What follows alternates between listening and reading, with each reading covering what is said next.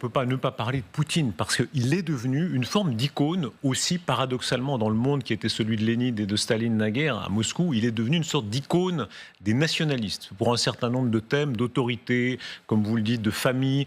Écoutez ce qu'il disait là ces dernières heures en se comparant non pas aux grands communistes qui l'ont précédé, mais aux grands tsars et d'ailleurs à des tsars conservateurs et même réactionnaires.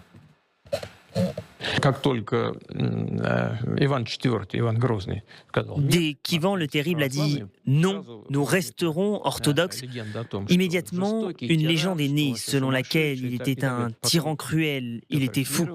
Ensuite, il y a eu Pierre le Grand et son désir, dans des domaines où il pensait que le pays était à la traîne, d'adopter les normes occidentales pour développer la Russie.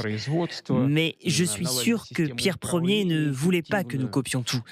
Cependant, la base de la culture occidentale, catholique et protestante, place toujours le bien-être matériel au premier plan.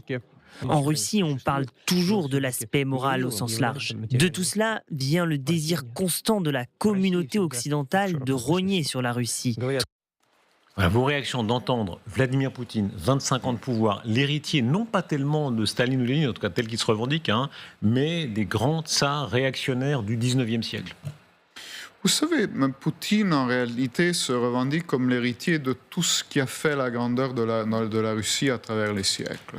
Donc, il peut très bien revendiquer les grands tsars, y compris les plus sanguinaires, et il peut, d'une certaine façon, revendiquer aussi l'héritage de Staline, parce que